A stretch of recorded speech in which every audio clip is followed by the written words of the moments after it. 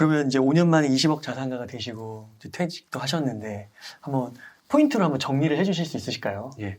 일단은 첫 번째로 음. 이게 되게 뻔하다고 생각하실 거예요. 시청자분들은 뻔하다고 해서 뒤로 가기를 누를 수도 있는데 절약이 제일 필요합니다. 절약. 네, 제가 니값 하려고 그렇게 말씀드리는 건 아니고요. 왜 필요하냐면 근데 보통 지금 하도 투자 부동산 가격도 많이 오르고 해서 좀 절약이 많이 가치가 평가절하됐다는 느낌이 많이 들거든요. 왜냐면 뭐 영끌 대출 받아가지고 부동산 샀더니 뭐 주변 친구들이 몇 천만 원 올랐다, 1억 올랐다 그러니까 시드를 종잣돈을 몰 필요가 없다라는 거를 단계를 건너뛰려는 분들이 많은데 저는 그렇게 생각을 안 하거든요. 제가 절약을 한번 비유를 하면 창과 방패로 비유를 할 수가 있어요.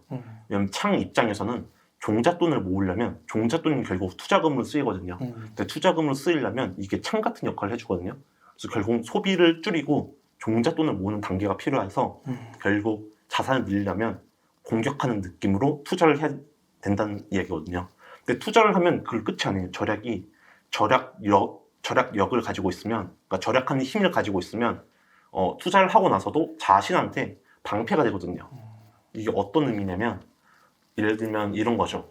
부동산 가격이 일시적으로 조정이 될 수 있잖아요. 뭐 지금처럼 일부 지역에 조정이 될 수 있는데 만약 자신한테 절약력이 없으면 이게 힘들어요. 이걸 저는 근력이라고 표현을 하거든요. 버틸 수 있는 힘이 없는 거예요. 왜냐하면 자산이 떨어지니까 나는 투자금이 지금 없는데 투자금을 회수하고 싶거든요.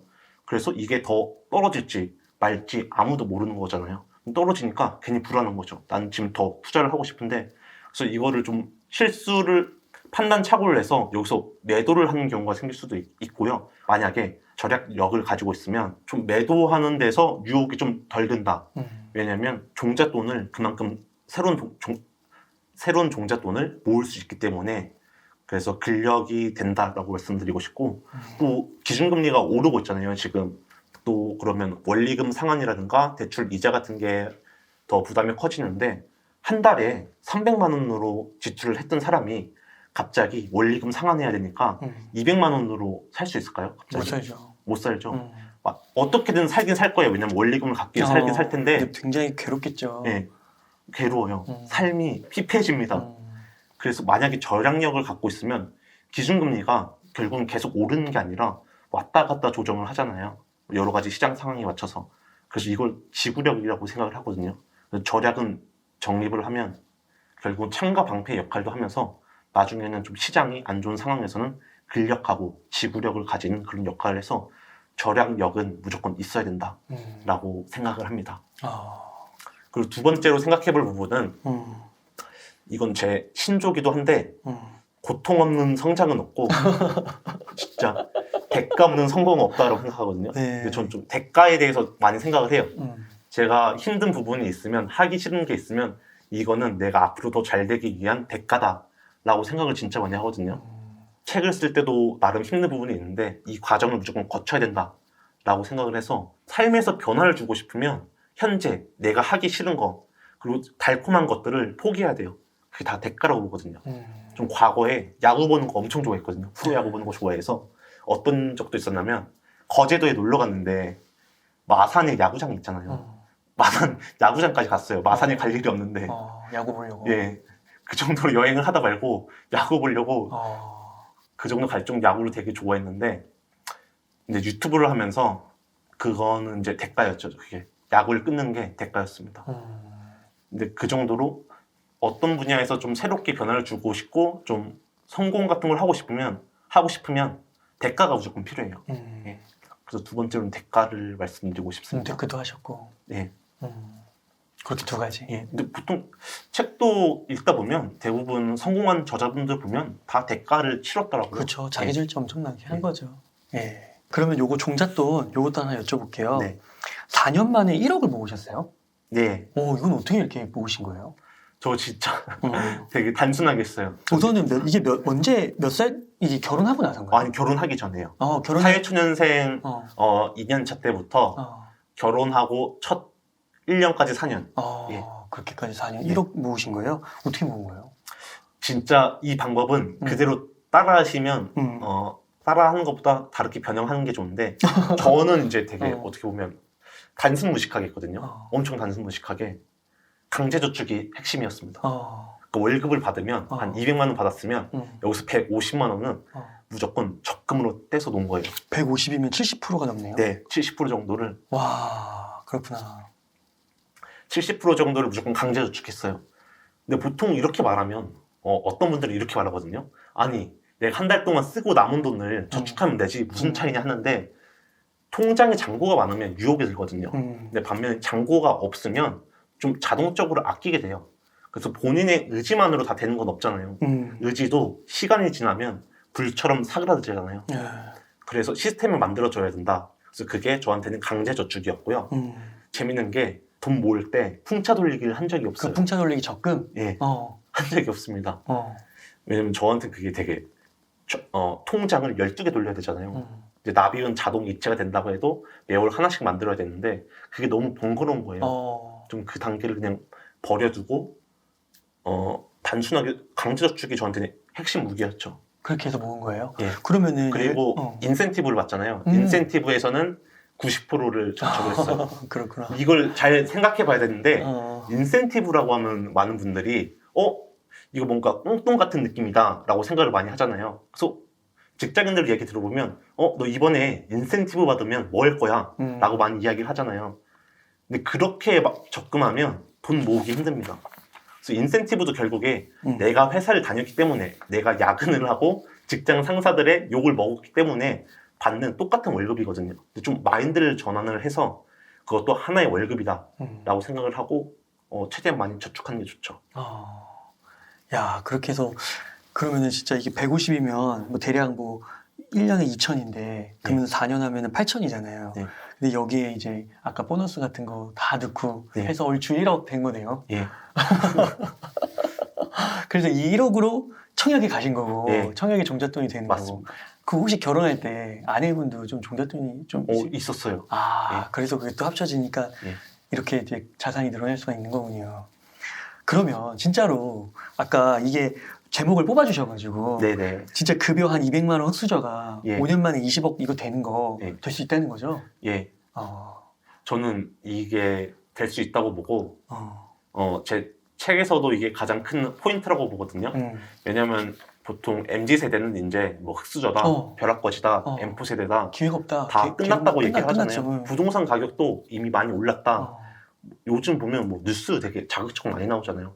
예전에는 평생 동안 월급을 하나도 안 쓰고 저축하면 30년 모으면 뭐 서울 아파트를 살 수 있는데 이제 40년, 50년도 힘들다. 그런 자극적 뉴스들 많이 나오잖아요.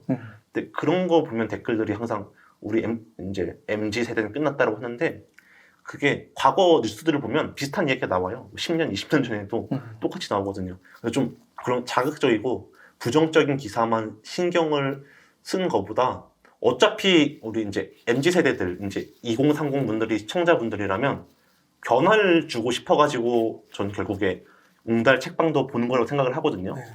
근데 지금 현재 상황에 좀 좌절스럽고 힘들 거예요, 분명히. 저도 지금 갑자기 영원으로 돌아가라고 하면 너무 열받고 화나고 그러고 힘들죠. 근데 변화를 주려면 어떻게든 시도를 해야 되잖아요. 그래서 처음에는 대가를 치러야 되는 게 가장 큰 핵심이다라고 봅니다. 그러니까 이게 되게 중요한 포인트 같아요. 그러니까 아파트 신혼특공으로 청약이 되고 나서 네. 이게 이제 그 다음에 부동산 상승기가 오면서 자산이 많이 증가하는데 이게 있기 위해서는 그 앞에 4년이라는 종잣돈을 모으는 시기가 있었고 또 청약이 되고 나서도 한 2년 반 정도 몽테크를 했잖아요. 네.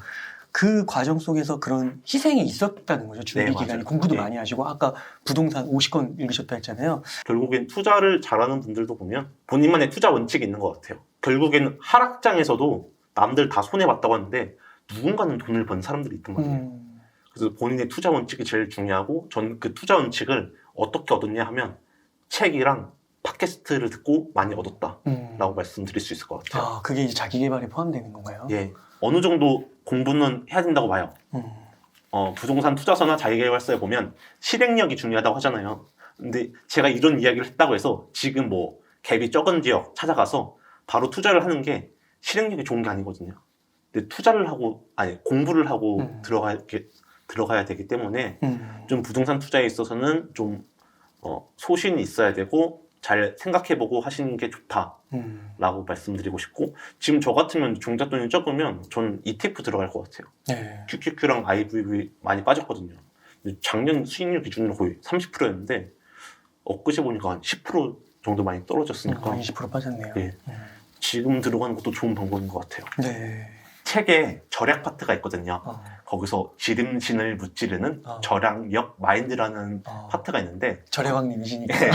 거기 좀 재밌는 표현들이 있어요. 그래서 네. 몇 가지 이야기하고 싶어가지고 네. 10가지가 나오는데 한 3가지만 이야기를 해볼게요. 네. 일단 첫 번째로는 불필요한 지출과 하기 싫은 일을 교환하지 말자.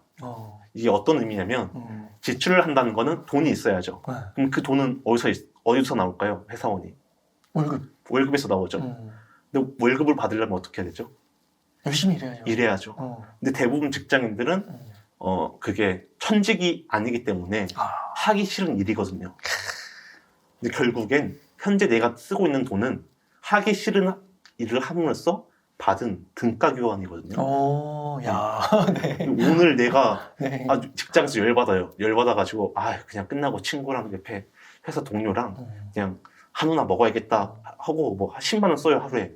그럼 10만 원치 내가 일한 대가를 지출한 거예요. 그렇게 되면서 계속 회사랑 종속관계가 된다라고 하나 말씀을 드리고 싶고요. 이 부분을 생각하면 좀 돈 쓰는 데 있어 주저할 수가 있습니다. 네. 마인드를 잡는 거군요. 네, 마인드를 잡는다. 네. 네. 그리고 두 번째는 연봉 인상률은 내가 정한다. 이제 연봉 인상에 대해서 보통은 회사 직원 개인이 정할 수가 없죠. 노사 협의 같은 걸 한다고 하지만 결국에는 사측 의견이 지대하잖아요. 근데 보통 회사원들을 보면 연봉 인상률에 따라서 희비가 많이 갈려요. 이제 사기로 이게 직결됐는데 연봉 인상을 연봉 인상을 두 자릿수로 해준다 하면 그날 뭐 회사 상사가 좀 쉬는 소리 해도 그냥 웃으면서 넘어갈 수도 있고. 네. 그런데 반면에 연봉 인상 몇 프로 안 해준다. 동결하면 사기 떨어지고 그러잖아요. 근데 이것도 잘 생각해 봐야 되는 게 결국에 회사 월급의 인상률은 자기가 정할 수 없는 거거든요. 근데 반면에 절약을 한다는 거는, 만약 절약을 안 했던 사람은 최소 한 달에 40만 원은 아낄 수가 있거든요. 예.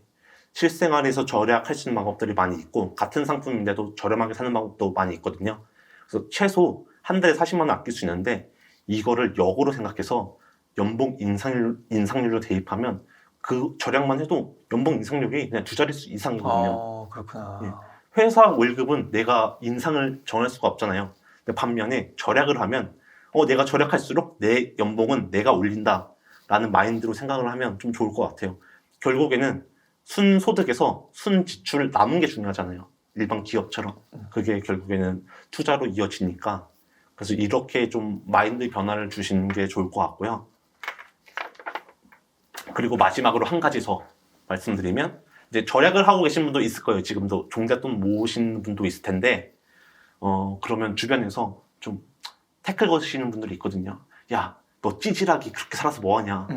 그렇게 한다고 부자가 될 것 같냐? 짠돌이처럼 살지 마라 라고 하는데, 저는 오히려 짠돌이라고 소리를 들으면 고마워해라 라고 이야기하거든요. 네. 근데 이게 절약하는 사람들은 그냥 절약만 하는 게 아니거든요. 절약해서 목표가 있거든요. 내가 종잣돈을 모아서 투자를 하겠다. 투자 결과에 따라서 경제 자유를 이루거나 아니면 부자가 되겠다라는 목표가 있기 때문에 오히려 고마워해야 되거든요. 왜냐하면 내가 목표하고 있고 그거를 실행하고 있잖아요, 자신은. 그러면 실행하고 있는 거를 주변 사람들이 알아본다는 거는 잘하고 있다는 뜻이잖아요. 네. 그래서 얼마나 고마운 일이에요, 그게. 이렇게 좀 마인드를 좀 몇 가지만 건드려서 변화를 하면 조금 더 종잣돈을 모으는데 좀 용이하지 않을까 싶습니다. 그렇게 세 가지 마인드. 네. 그 제 마지막 얘기 딱 하시니까 이 책의 추천사에 그 정선영님께서 네. 아들아 돈 공부해야 한다 이거 베스트셀러 책의 저자시잖아요. 네. 이분 책도 제가 읽었는데 그 내 안에 보니까 엄청 절약하셨더라고요. 와이프분께서 맞아요. 그 신혼 때 입었던 옷을 지금도 입고 계시대요. 그래서 그거 보고 제가 깜짝 놀랐는데 근데 50억 자산가 되셨잖아요. 결국에는. 맞아요. 그러니까 이제 감사해라. 예, 그게 더 와닿네요.